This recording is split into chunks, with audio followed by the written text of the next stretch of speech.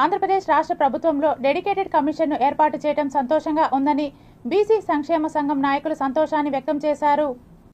ఆంధ్రప్రదేశ్ రాష్ట్ర వ్యాప్తంగా బీసీలోని మహిళలు ఆర్థికంగా, రాజకీయంగా, విద్యాపరంగా ఉన్నత స్థానాలలో అధిరోహించేలా డెడికేటెడ్ కమిషన్ ప్రత్యేక నివేదికను రాష్ట్ర ప్రభుత్వానికి అందజేయాలని, తద్వారా బీసీలు అన్ని రంగాలలో రాణించేందుకు అవకాశాలు అధికంగా ఉన్నాయని తెలిపారు.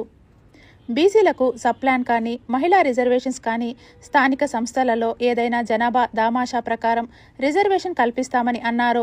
అవన్నీ కూడా నెరవేర్చినప్పుడే ఏ ప్రభుత్వాలైనా కూడా ఇచ్చిన మాటను నిలబెట్టుకున్నట్లు అవుతారని అన్నారు. అంతకుముందు ఆంధ్రప్రదేశ్ రాష్ట్ర ప్రభుత్వం బీసీలకు వెన్నెముకగా ఉంటూ అన్ని సంక్షేమ పథకాలను అందిస్తున్నాయని గుర్తు చేశారు. అంతకుముందు నూతనంగా నియమితులైన బీసీ నగర జిల్లా కమిటీ సభ్యులకు కండువాను కప్పి నియామక పత్రాన్ని అందజేశారు. దేశవ్యాప్తంగా బీసీలంతా ఐకమత్యంగా ఉండి రాజ్యాధికార లక్ష్యమే ధ్యేయంగా ప్రతి ఒక్కరూ కృషి చేయాలని, తద్వారా ఉన్నత స్థానాలను చేరుకునేందుకు అవకాశాలు మెండుగా ఉన్నాయని తెలిపారు.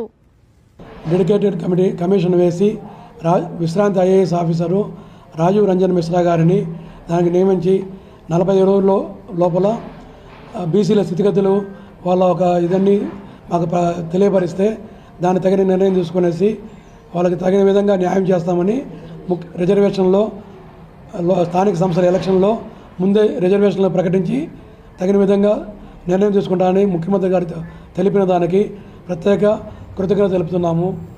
అదేవిధంగా కొన్ని హామీల ప్రకారము రజకులకి 50 కోట్లు రిలీజ్ చేయడం. ఈరోజు ప్రతి ఒక్కరికి కూడా కుల వృత్తులు చేసుకునే వారికి కరెంట్ కానీ, తర్వాత వాళ్ళ కుల వృత్తులు కొనసాగించే విధంగా బడ్జెట్లో కేటాయింపులు జరగాలి అన్నది అందరూ కూడా కోరుకుంటూ ఉన్నారు. కొన్ని కులాలకు మాత్రమే కేటాయింపు జరుగుతూ ఉన్నాయి. ఈరోజు నూర్భాషా దూదేకల కమ్యూనిటీకి ఎన్నికల మేనిఫెస్టోలో ఇచ్చిన విధంగా 100 కోట్ల బడ్జెట్ కేటాయిస్తామన్నారు. సహకార సంస్థగా దాన్ని ఏర్పాటు చేస్తామన్నారు. కాబట్టి బడ్జెట్లో కూడా ఇంకా బడ్జెట్ రేపు వరకు జరుగుతుంది.